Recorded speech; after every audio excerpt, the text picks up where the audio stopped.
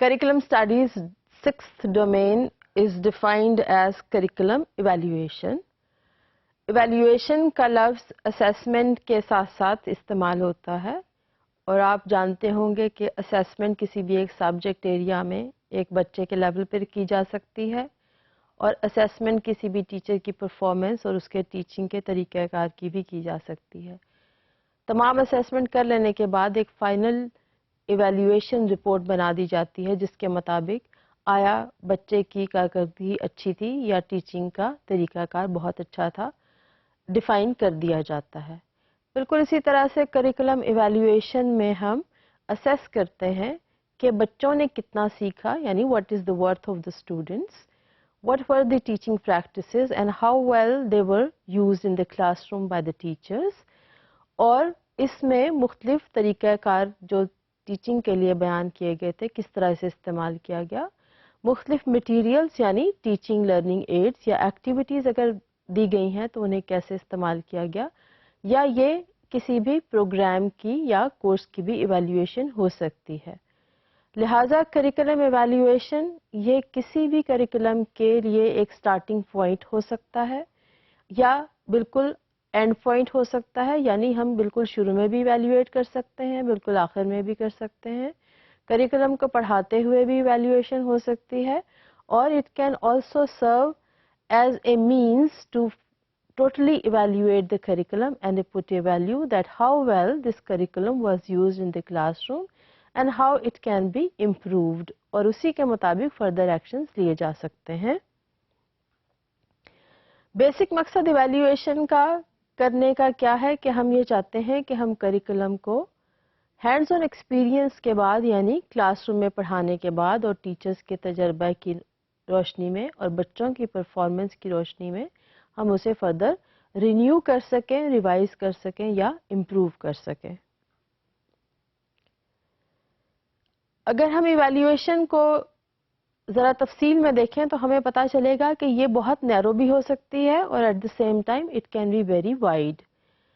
It can be narrow for the students for their performance in one subject area and then we can do it for one student in all subject areas, یا دوسرے subjects میں ہم دیکھ سکتے ہیں کہ بچہ کیسے پرفارم کر رہا تھا. یہ ایک کسی کلاس روم کی بھی ہو سکتی ہے اور جب ہم اس کو بڑے لیول پر لے جاتے ہیں یعنی وائڈر پرسپیکٹو میں اگر ہم دیکھیں تو کریکولم کی ایویلیویشن پورے پروگرام یعنی پرائمری لیول یا ایلیمنٹری لیول پر بھی کی جاتی ہے. اگر آپ ایلیمنٹری لیول پر کرنا چاہتے ہیں تو ہم گریڈ 1 سے لے کر گریڈ 8 تک تمام کریکولا سبجیکٹ وائز کو ایویلیویٹ کریں گے اور یہاں پر بھی ہم اسٹوڈنٹس کی پرفارمنس یعنی انہوں نے کس طرح پرفارم کیا، ان کے اچیومنٹ ریزلٹس کیا ہیں، یعنی کتنے گریڈز لیے، کتنے نمبر لیے، ٹیچنگ مٹیریلز جو ٹیچرز نے استعمال کیے یا ٹیچر گائیڈز جو انہوں نے استعمال کی کتنا افیکٹولی وہ ان کو یوز کر سکیں اور ٹیچرز کے مطابق ان کو کیسے امپروو کیا جا سکتا ہے. ایکٹیویٹیز اگر ڈیفائن ہے ٹیچرز گائیڈ میں یا ریسورس گائیڈ میں تو وہ ایکٹیویٹیز کیا استعمال ہو سکیں کلاس روم ٹیچنگ کرتے ہوئے اور ہو سکیں تو کتنا افیکٹولی استعمال ہو سکیں. اس کے علاوہ ایویلیویشن کے اپنے طریقہ کار جو بچوں اور ٹیچرز کے لیے استعمال کیے جاتے ہیں انہیں بھی ہم فردر ایویلیویٹ کر سکتے ہیں. لہٰذا جب ہم ایویلیویشن کی بات کرتے ہیں تو ہمیں ایویلیویشن کو بہت نیرو اور بہت وائڈ پرسپیکٹو میں دیکھنا پڑے گا. عموماً ایویلیویشن کرتے ہوئے پری اسپیسیفائڈ ایمز اور آبجیکٹیوز جو ہم نے کریکولم میں ڈیفائن کیے ہوتے ہیں ان کو پری اسپیسیفائڈ اچیومنٹ یعنی ایویلیویشن کرائٹیریا کے اگینسٹ دیکھنا پڑتا ہے. فار ایگزامپل اگر ہم دیکھتے ہیں کہ بچوں نے گنتی 1 سے 100 تک لکھنا سیکھی اور یہ ہمارے آبجیکٹیو میں ڈیفائن تھا اور جب ہم نے ایویلیویشن کی کسی بھی لیول پر اور یہ دیکھا کہ کیا بچے واقعتاً 1 سے 100 تک